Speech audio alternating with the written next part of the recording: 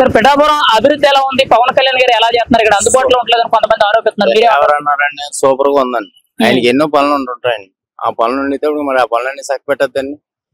ఆయన చేసేది ఎమ్మెల్యే మామూలు సీఎం కదండి. మరి తర్వాత అంటే చాలా మంది హెలికాప్టర్ వస్తున్నాడు, హెలికాప్టర్ వెళ్ళిపోతున్నాడు, ఇది అమౌస్కి పోతున్నాడు వస్తున్నాడు అని అంటున్నారు కదా. పనులుండి ఎవరికి ఖాళీగా ఉంటదండి. ఎవరి ఖాళీగా మామూలు ఆయనకి ఎలా ఖాళీ ఉంటదండి? ఖాళీ ఉంటది కదా.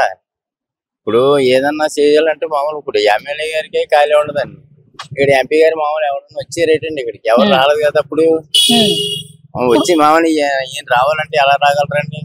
రాలేరు కదా. అలాగా నెల నెలగా ఒకసారి వస్తున్నారండి. మొన్న మీటింగ్ పెట్టారు, మళ్ళీ ఇవాళ వచ్చారు, వచ్చి చేస్తున్నారండి. చేయదాని దానికి తప్పేం కాదు కదండి. తప్పేం కాదు కదా. అవునండి. ఇంకా అంతకంటే ఏంటండి చేసేది. ఇప్పుడు రోడ్ల విషయంలో ఎలా ఉందండి? సూపర్ అండి. మళ్ళా మొన్నటి దాకా ఏమన్నదండి గుంటలో గోతులు. ఇప్పుడు ఇవాళ సూపర్ ఎక్సలెంట్ అండి. సామలకోట వెళ్ళాలంటే తిరిగిలేదండి. బ్రేక్ కాల్ వేయవలసిన పని లేదు. హైవే రోడ్ లో ఉందా సూపర్ అండి. మళ్ళా తిరిగిలేదు. అభివృద్ధి పనుల విషయంలో ఎలా జరుగుతున్నాయండి? అవుతాయండి. కంగారు పడితే మామూలు అయిపోతుంది. తర్వాత స్లోగా అవుతాయండి. ఇప్పుడు చంద్రబాబు నాయుడు గారి పరిపాలన, ముఖ్యంగా కూటమి ప్రభుత్వ పరిపాలన ఎలా ఉంది సార్? సూపర్ గానే మళ్ళీ ఇదేంటండి పైనుంచే కదండి వచ్చేది. మామూలు వాళ్ళందరూ ఓకే అవుతానే కదండి. మామూలు ఇక్కడ మామూలు లేవు లేవు వాళ్ళందరూ ఓకే అంటేనే ఇక్కడ కూడా ఓకే అయిపోతుందండి. ఈయన ఈయన కూడా ప్రత్యేకంగా పవన్ కళ్యాణ్ గారు కూడా ఇప్పుడు బాగా అభివృద్ధి చెయ్యాలని మామూలు ఆయన కూడా పట్టుదలతో ఉన్నారండి.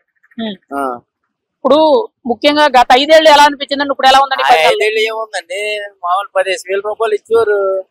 15,000 రూపాయలు ఇచ్చి మామూలుగా ఏముంటుందండి? 15,000 రూపాయలు ఇచ్చి ఉండిపోతే ఈయన కూడా చేసింది మాకు ఏమన్నా మామూలు 10 మందికి ఉపాధి పథకం పనులు ఏమన్నా కల్పించండి, అప్పుడు అవకాశం బాగుంటదండి. ఇంకా అదండి.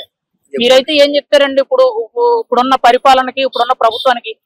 పరిపాలన చెప్పినాకేముందండి, ఏదన్నా ఏ ఫ్యాక్టరీలన్నా తీసుకొచ్చారనుకోండి, పిఠాపురానికి ఒక ఫ్యాక్టరీ కానీ ఏమీ లేదండి. అలాంటివి ఏమైనా తీసుకొస్తే 10 మంది బతుకుతారండి. ఆ బతకడానికి దారి లేదు పిఠాపురానికి. అదే పిఠాపురం మైనస్ అంటే ఉద్యోగాల కల్పన కావాలి, ఏమీ లేవండి. అదండి. అలాంటివి ఏమైనా తీసుకొస్తే నీ పేరు చెప్పుకుని బతుకుతారండి జనం. మిగతాదంతా బాగానే ఉందండి. సూపర్ గా ఉందండి. పరిపాలన విషయంలో తేడా లేదండి.